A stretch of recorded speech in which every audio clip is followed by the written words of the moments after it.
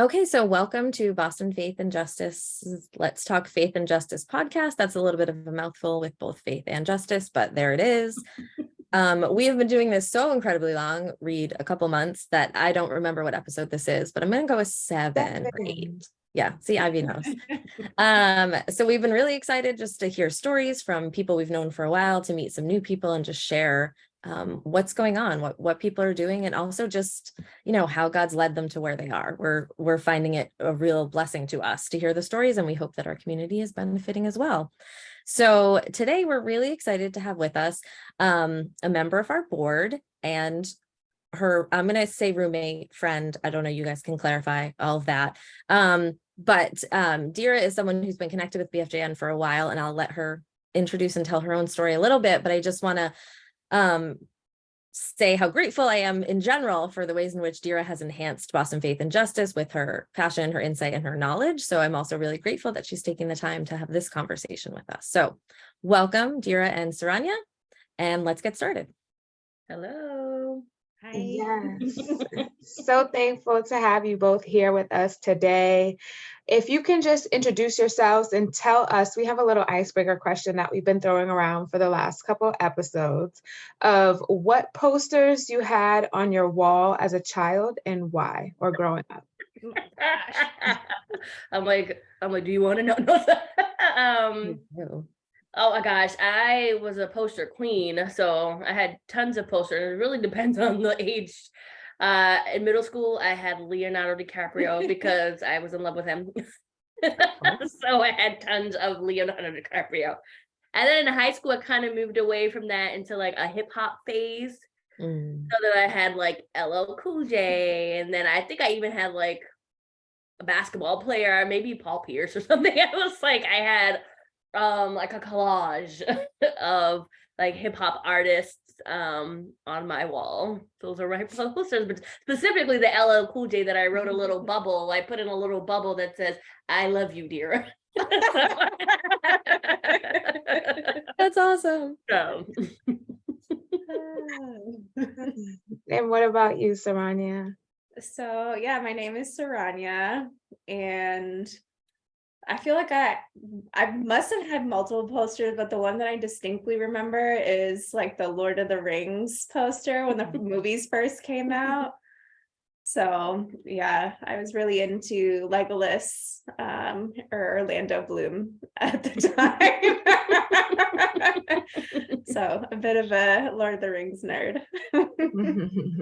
Okay. Oh, I love it. That's very interesting. We've ended up with some people who didn't have any posters at all. We had to sort of shift, but multiple posters too. I like that because it kind of tells your story, right? Like over the course of youth and childhood and teenage years. And yeah, it's fun to look back. Yeah, that's a fun question. That's a fun question. Yeah, it was a credit to a professor of mine who used it in a class of like 60 people, but it was fun. But yeah, love, respect to Lord of the Rings. That's a favorite of mine as well. Also Legolas. So yes. All right. Transitioning from the fun things our posters reveal about us to other things to reveal about you guys. So we've invited you here for this conversation to talk a little bit about housing generally, housing justice, but also specifically your story and your experiences with housing in Boston.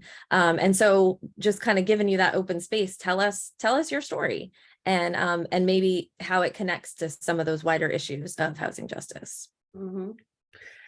So we've shared our story a few times now, and I was really excited to come on here and to share our story because we've shared it a few times. I felt like it was an important story to share.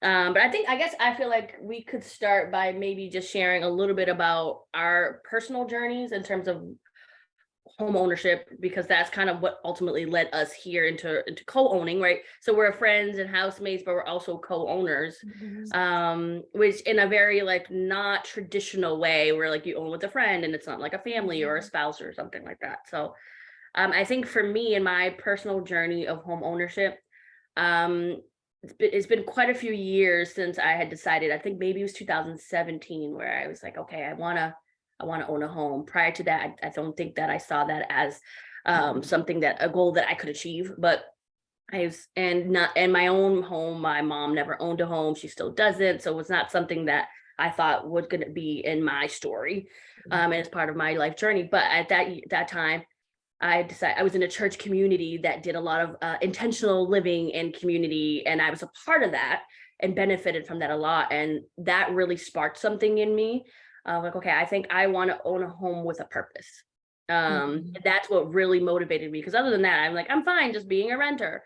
And then learning more just about the wealth gap and how a lot of it is tied into, home ownership. And so then those are the things that kind of really sparked me to want to then also own a home, and then also do something different that my family or my mom had not done, right? She hadn't owned, and I want to be the first person in my immediate family to own, and hopefully set a precedent. And so for me, those are the things that kind of sparked that desire to be on this journey of homeownership. However, the process, I realized, became a little difficult, right? So I worked for several years on, getting my credit in order, did all the research, took the classes, to figure out what it is that I need to do to be prepared for this. And so I did that, got my credit score up tremendously because my credit was terrible. Worked on savings, worked with like NACA and a couple of other groups in terms of like just getting myself positioned. And I realized then that I was finally at the place where I'm like, okay, I have awesome credit score, I have savings, I have all my ducks in a row, I'm ready on paper. But then when I went time to go find a home or to purchase, I realized, especially in Boston, because I specifically wanted to be here because this is my home, this is where I grew up, this is where I was raised, this is where my family's from. And I realized I couldn't afford anything. And this is even then, and it's, the housing market's gone up since then. I couldn't afford anything as like a single person, but on paper, I should be able to. And so then I started to realize that there were a lot of other barriers, and that it wasn't just that I needed to get all my ducks in a row, because I did that and I still can't afford to live in the city that I grew up in and that I desire to live in. So that was a part of my journey, and I was really discouraged. I started to feel very discouraged, and sad, really angry and sad that I was seeing other folks who are within the community that I know, specifically white folks who are not from this community, who were able to say, I want to buy here, and they were able to do it, and I could not. And I felt frustrated and I felt a little lost as to how am I going to do this? And I felt like I'm never going to be able to do this. And it really made me sad. And I think that's how, through advice from our community and some friends, we were able to connect on how do we make this happen for ourselves. And so I'll let Saranya kind of share her story, because that's how we kind of came together on this journey. But yeah, no, that's good. I'd say for me, I've always wanted to own a home. Like even in my 20s, I had been talking about it. I think I saw in a lot of people's lives, like how owning property can bring a lot of leverage in different ways in people's lives. And so like wanting the benefit of that and the different types of things that it brings, not only responsibility, but a lot of flexibility, the ability to host, and like a lot of life happens in homes. And so wanting to be able to have that for myself. I've always lived in community, and have really valued that. And so it was something that I also was looking for, in terms of home ownership, of like, oh, how can I share my space with other people, and have that be a blessing to everyone. And then living in Boston, I've lived in Boston, or in Dorchester specifically, for 8 years now, and like knowing a lot of other single people who, are renting, sharing rental space with one another, but not being able to get to the next step. And so when I was thinking about, I would really like to have a space of my own to be able to kind of cultivate the kinds of communities that I've experienced and lived in before and want, how do I do that as a single person? And that's really difficult to do here in Boston. I don't know that I've had heard of many stories of people doing that prior, like single people doing that. And then it was actually through a friend of ours who had just thrown out the idea, why don't you guys seem like you have a similar vision for home ownership, of being able to share in community with people. Would you ever think about doing that together? And so it kind of like planted the seed or sparked the idea. And I think we started having conversations about it. I think I was open to the idea. I'd never really heard of anyone doing that before, but that's kind of like where that idea or that thought first came to be, through our friend Carla. Okay, that's really cool to think that as you guys were both like kind of going along your own journeys, someone who knew you both saw you and was like, this could be a fit. That's just a beautiful piece of community right there. But just thinking about like practically then what happened, like I'm interested, I mean, just generally in your story specifically, but like also because like you're saying, this isn't a model that I'm really familiar with. Like I'm just interested in like the practical, whether barriers or paths that you took to find and then purchase a home together, both like again on that level, but then also how you navigated that. Yeah, we had like enormous amounts of help. So I think one thing that was like extraordinarily beneficial for us was being connected to a large community here in Boston. And so, our friend Carla and the Traction Network, which Dira was a part of, was a huge help to us in like really being our like emotional support system, and being able to like talk with us about some of the different challenges that we were experiencing along in the process. We also connected with people who had done this before. We're not the first to own property together. So there have been some people in like the couple of generations like above ours who had purchased property as couples together with other couples. And so being able to learn from them about, how has it worked for you? What are some best practices? Like, how do you work through different challenges in owning property together? So we did a lot of learning, and we did that for like about a year, actually, like basically meeting with tons of people, asking questions. We were discipled by some friends of ours who own like a community house. And they just asked us really practical questions about how do you live with other people? What are your pet peeves, and how do you manage your finances? And so we had to be really vulnerable about sharing those things with each other. And I think that was like a really good way of preparing ourselves for homeownership, because you actually do have to share those things. It's like being vulnerable about how you're doing financially or emotionally or mentally. It's like it's a weighty thing, but it's also really great to be able to partner and share that with other people. So there was like a lot of, I think, preparation that we took along the way. People telling us that we should have a business agreement. And that was like one big thing of like, how do you make sure that when conflict does happen and you don't agree, that you have a process for being able to work through that. And some kind of like protocols that you put in place to make sure that your friendship is intact, and that you're this is essentially like a business agreement. So like, how do you make sure that stays intact? So yeah, we just got a bunch of advice from different people about how to do it, and we're doing it along the way. Yeah, and I think there were some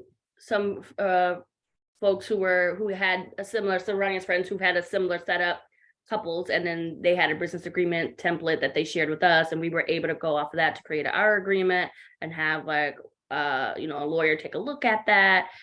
So that was some of the practical things that we've done. And just even along the way, we were looking at our finances, where our credit. We were connected with a realtor through one of our other friends who had a close relationship with the realtor she had just purchased. And so we together walked through with him through, where do we need to be financially? And again, it is a vulnerable thing, because we're friends, but we're also now sharing our finances, this is what we have in our account, like this is our credit, so we had to make sure that I think we were both well positioned at the time because we're already working on that individually. Exactly.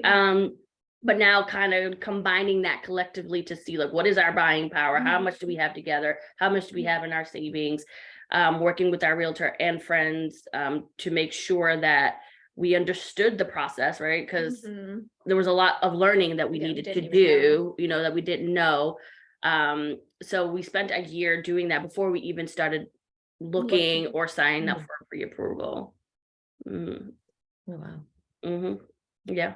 I really appreciate, your authenticity and just being transparent with us and sharing that story and just your vulnerability in the process. Because as you were, answering Elizabeth's question about the practicality, there's so many other things that go into it other than just finances. Like you said, our emotional state, our mental state, how we handle different things, even like pet peeves, that's not something that I was originally thinking of, when we started this conversation. And so, I just think about God's divine timing and that both of you, were planning individually to do something and it wasn't able to happen, but knowing that, God's delay is not God's denial and that he still allowed for you all to purchase a home and to be together and, to share with us in the larger community of how you were able to make that happen.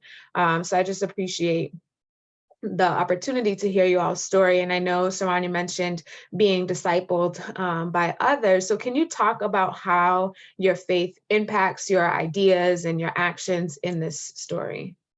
Yeah, I think interestingly enough, we met at a housing justice, like a housing crisis forum. That's how we became friends.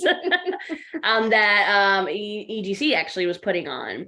Emmanuel Gospel Center. They had this housing crisis. I worked in housing, and then Saranya had an interest, and she was connected to the agency. So we actually met there, which was interesting because that was like the inception of our friendship. But I think for me, like my faith, for me, when I said I wanted to own with the purpose, right, is it because I felt that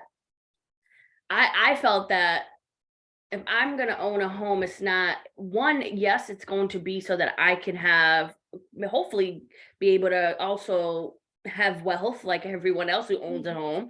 But that wasn't really the primary thing, right? I think for me, I felt that I wanted to, if I was able to have a home and God was able to bless me in this way, make a way for me, I wanted to use this home as a blessing for others.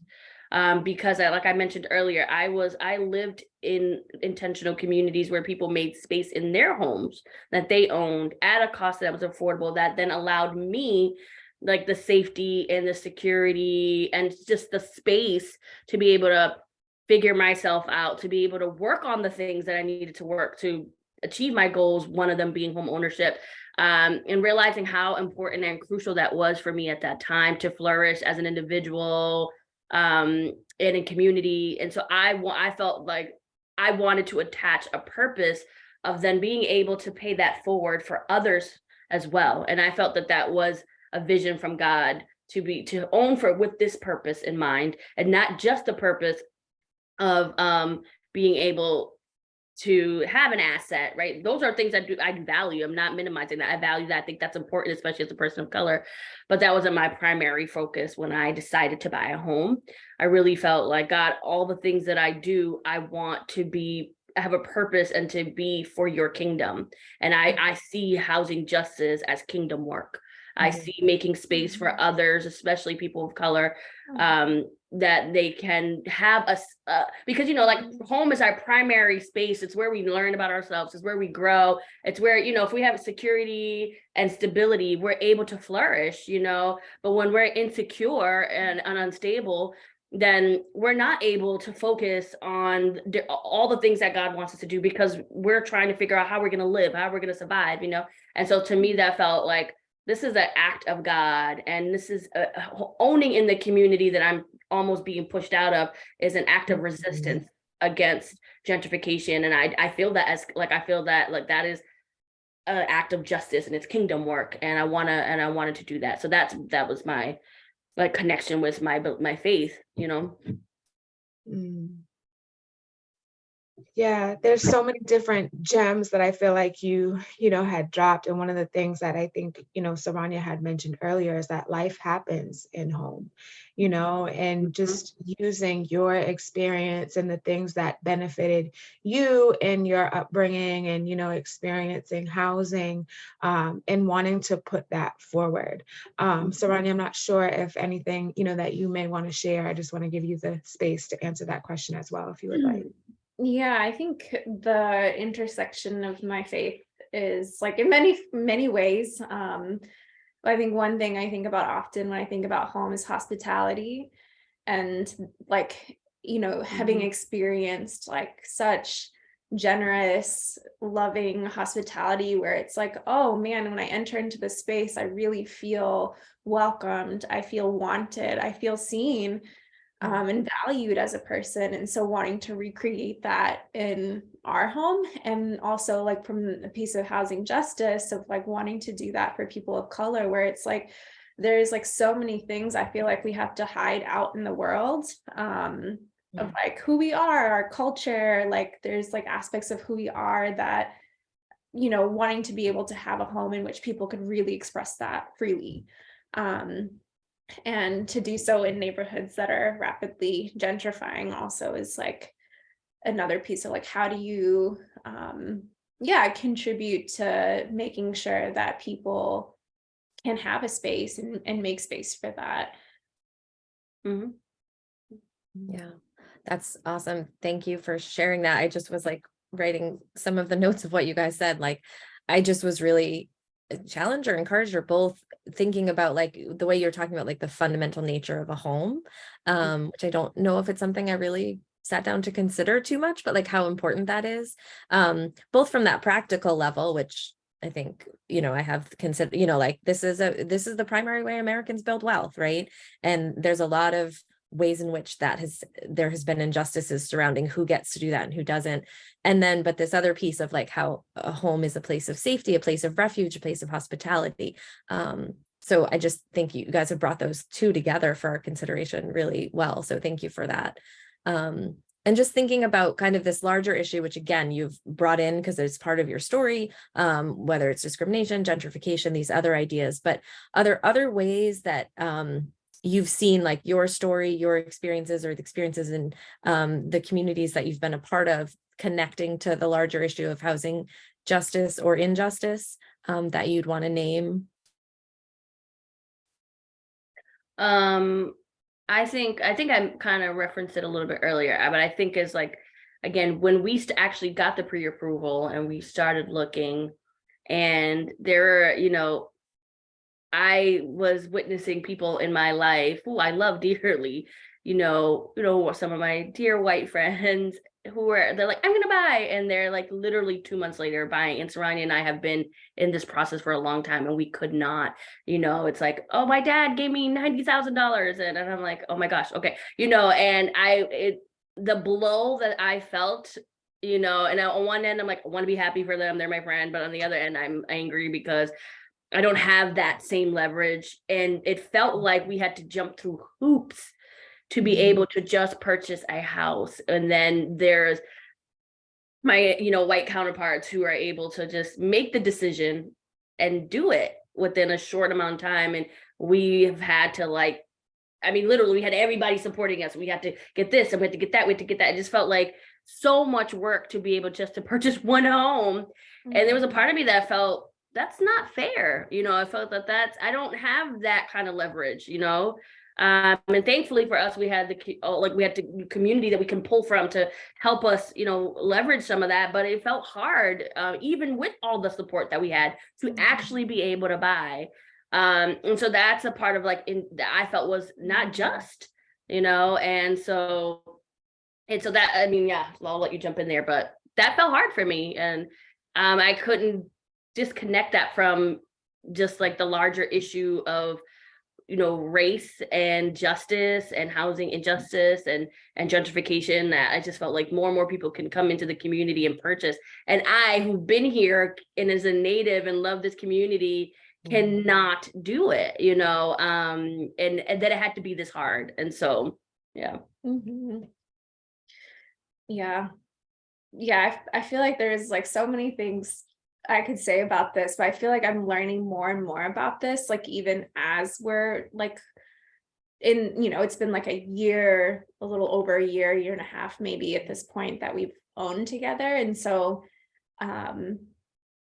it's like even as like now we own a home, but that doesn't necessarily change some of the obstacles or challenges that we face now as homeowners, or even like hearing stories about other people who have like lived in Boston their whole lives and are no longer able to like afford to live here. And so people are constantly reaching out to us and sharing their stories as well. And it's like, okay, we're two people, and there's like so much that I know that we would desire to do, but it's what would it look like for an entire community of Christians who are very conscious and intentional about this to maybe partner together in thinking about how we can address some of these things that we know are happening to individuals that we know of. And so I think that's where my mind is at these days of like, oh man, like it, just owning a home doesn't necessarily change some of the larger issues that are at play. I mean, I think we can use our home and leverage our home, but there's so much more work that needs to be done in order to make sure that other people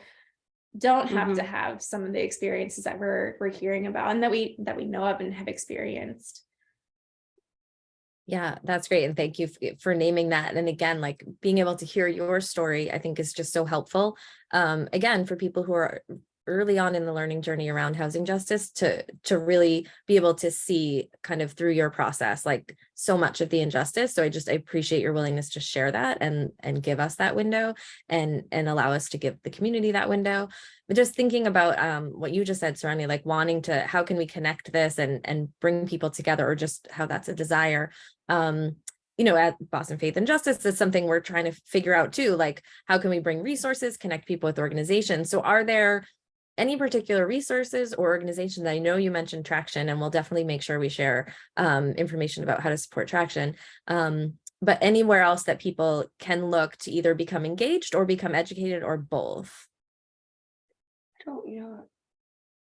I'm not sure. I can't think off the top of my head if I know any direct resources, because I think for us, our primary resource was our community, and so I think our community were the ones that connected us with like real estate agents, that connected us with like, that told us about different resources. Like we, if we're able to find out about like some of the resources that the city of Boston has, right? In terms of like, if you live here, there's like first time home buyers, different like programs that they offer, and they were able to look into those resources, and we were able to do some research there.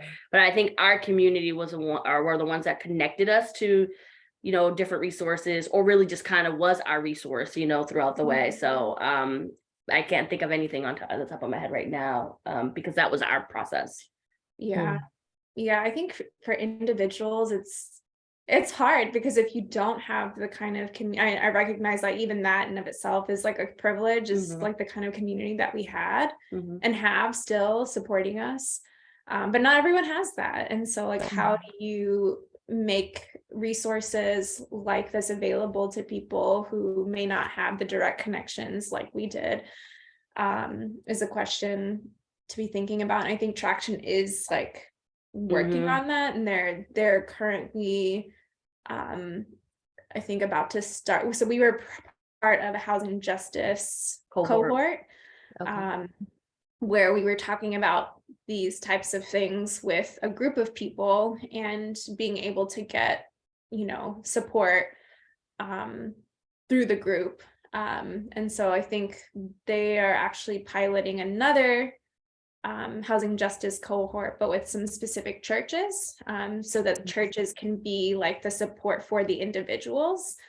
And I think part of that too will be gathering resources, like putting together like a list of resources or different ways that people can, get assistance that they need or support. So that's something that's, I think, in the works, and we're both going to be a part of that as mentors, since we've already gone through the journey, and like now we're going to be, kind of paying it forward and supporting others who are starting their process of homeownership. So. Yeah, and I think there's a fund that you can donate to. So it'll be for people who are also intending to, but be homeowners for the first time, to have some kind of funding that goes to support their home ownership journey through the Traction Network, which is, I think, the first time that they're doing that. Like that. Okay. Okay. Well, we'll definitely be sure to share about Traction along with this podcast and in and around as we talk about housing justice, because I think their work is unique and obviously really important. Yeah. And then they're expanding this like housing justice like portion of it, which is exciting, and like home ownership. So we're excited about that. I think I wanted to say, like, I don't know if you mentioned it already, but I know when last time we had this talk, you had mentioned specifically around like, we had gotten a lot of support, emotionally, but also financially, right, from our community.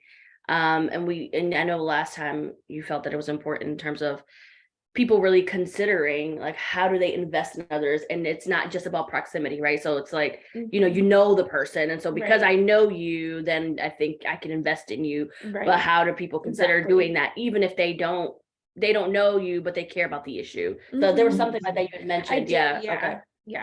I wasn't sure if that was something you mentioned. Absolutely. Okay. I totally forgot about that, but I think that is really important. Because I guess to me, it's like, I think from what I remember from because this was like a point that Saranya had mentioned last time, and it was very important, is that, especially for us believers, like, not like, this is a pressing issue for God, right? It's not just that, and it's not just about people that right? And so like, if you consider this as an issue that God cares about, and it's a urgent and pressing issue for God, it should be an urgent and pressing issue for us. And we don't necessarily need to know the person personally, right? Because I know it's hard for people sometimes to invest in things that, like, I don't know the person and I don't know that, but for us, we've had those relationships and people are invested in us in that way. But what about, like she was saying, what about the people who don't, have that connection? Are they still not deserving of the support? And do you not still care about their well-being and flourishing and their ability to, own a home? And so how do we like encourage people and really press them and kind of challenge them in that area of, it's not just about who and proximity. And I think there's some importance to proximity when you're learning about like these issues, right? But I do think that if you care about the larger issue, you should be willing to invest in it. And so I think that was one other thing. Yeah, absolutely. And I think, it's like a thing where it's like, okay, individuals do need some level of support, not just financially. And so I think that's why what Traction is doing is so great, because they have like the church coming up and the cohort coming up around people who are interested in home ownership. But I think to give financially, you don't necessarily have to like have that direct relationship with the person. It's like, if you can trust that people who are in this process are, going through like doing exactly what we did, so working on our credit, working on our savings, like making sure that we've had some of these types of conversations to be prepared. We're just two ordinary people like anybody else wanting to own a home. So anyone should be able to receive this kind of support. Yeah. And, you mentioned that the primary resource is community, and we often think about resources in terms of finances or, organizations or, trainings and things that can help us in that process, but also just knowing somebody else. And I think about, the population of young people that I work with, that have touched the criminal justice system, or those that may be struggling with addiction, or folks with a disability, how, removed sometimes they are from society, because of our views or our beliefs or what have you. And if they don't have, that community that's around them. And so I really just appreciate you highlighting that importance, because, community is a resource, and we are to, love our neighbors, and that, like you said, that proximity of like, yeah, my neighbor who lives next door, but also my neighbor, you know, who is unsheltered and I may be driving by on my way to work or what have you. And so this conversation has just really encouraged me, because I, you know, within the past few years have also become a homeowner, and recognizing, you know, like the differences in my financial background and my fiance's were, you know, very different, and the privileges that I had as well, and how that plays into it. But housing and housing justice is something that's always in the forefront of my mind, especially as I work with youth in the city of Boston. And I have also, you know, felt as though if God did this for me, that he can allow me to do that with purpose for other, you know, young men that are struggling, or, you know, whatever their circumstances may be. And so I just really appreciate this conversation. So thank you both for everything that you shared. Thank you, Ivy, for sharing that. I do have one more point that just came to mind. So, because, you know, we talked about the journey of like home ownership and, you know, building wealth and making space in homes and things like that. One of the other things on the other end now that we do own a home is, you know, we share our space, right? So we do have folks who live with us, and we do share it at an affordable cost, right?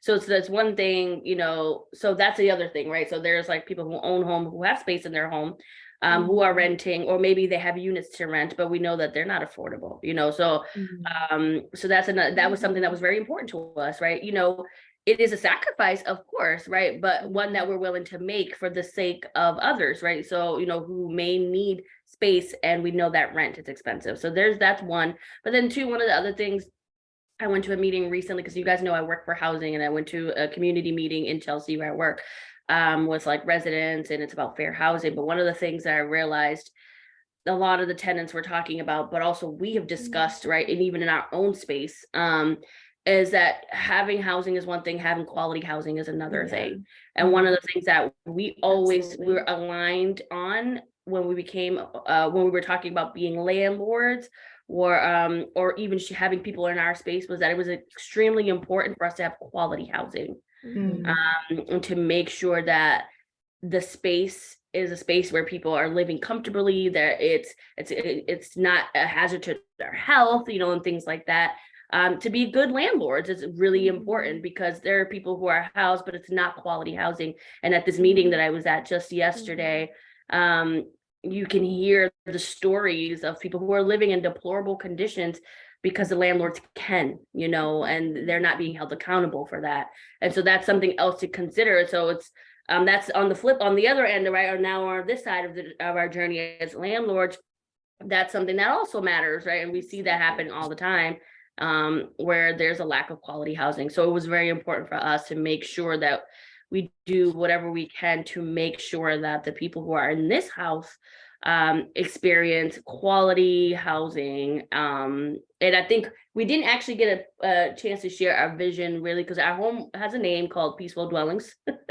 So awesome. And part of that is like, when we were praying about our house, is that we wanted to be the best landlords we can be, offer quality housing, offer rent that was reasonable, because we want people to be able to flourish and thrive. And we want them to be able to succeed in whatever it is that they're hoping to do in their lives, whether they're going to own a home or whatever. It doesn't, you know, that's up to them what their goals are, but they have the space to do that. They're not have to worry about financially, I can't afford to live here. What am I going to do? And then also, one of our other visions is that, you know, whoever comes into the house, whether they're living here, whether they're guests, whether they're here short-term, long-term, that they get a sense of like peace, that this is a space where they can connect, they can feel community, they can come and cry, they can share their burdens, they can share their joys. That is what we wanted this home to be for our home, but also for our neighbors, you know, who are next door, right? We have homeowners next door, we have renters next door, and so we're right in Codman Square. And so for our community, so how do we flourish? How do we as like homeowners who have a stake in this community now, how do we make that happen in our home and outside? So I think that was a piece that was important too. So it's not just a matter of like getting the house, but it was a matter of then what do we do with it, and how do we make it quality for our tenants, people who come in here, and our community. like, how do we invest now? Like, we will always invest in our community, but how do we, now we're in this area, we have these neighbors, how do we connect with them and things like that? So those are things that also felt important to us. I don't know if I missed anything there. No, thanks for sharing that. Yeah, thank you. That's what a beautiful vision. And just like you said, the way to use your resources to for the flourishing of others. I mean, you said it best. Like, that's just it's such a Christ-like way to live. And I think also a unique way. I think a lot of us haven't caught on to that vision of how can I use my resources, including my house, including whatever it is that I've been blessed with to support the flourishing of where I am and the people that God's put in my life. So thank you for that vision and that challenge. I really appreciate it. I don't know if you guys have anything that we haven't covered that you want to add. No, I think that was the last point I wanted to make, just because, again, it was so sad yesterday to hear people who were not living in quality housing. And it just made me realize, okay, it is important to be a good landlord. It's important to make sure that people are living in quality housing. So that's my next fight. Yes, I love it. It's another fight. It's another fight on top of all the other fights. There's a lot of fights to be fought, and it's awesome that you're there doing that. Yeah, so again, I've been really encouraged and challenged by what you guys have shared, and so appreciate you telling a little bit of your story and also just your knowledge and your experience and your passion for this issue. I think that really came through, and I feel like we've all learned a lot and also been kind of pushed in a good direction. So thank you so much for your time and just for doing what you do and being where you are and having that vision. I think that's just so beautiful. Thank you. And thank you guys for taking the time to listen to our story and sharing it. Yes, thank you. Absolutely.